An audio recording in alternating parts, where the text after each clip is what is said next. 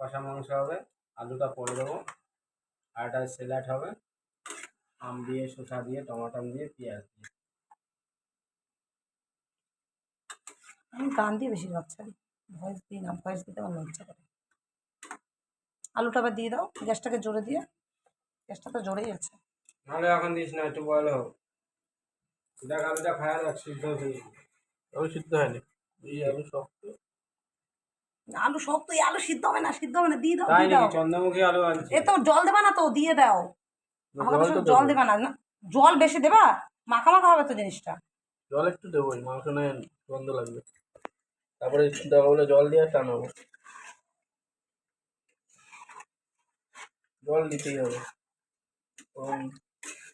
রান্নাটা কে করছে, কার ভিডিওটা? আমার ভিডিওটা ছাড়লাম না।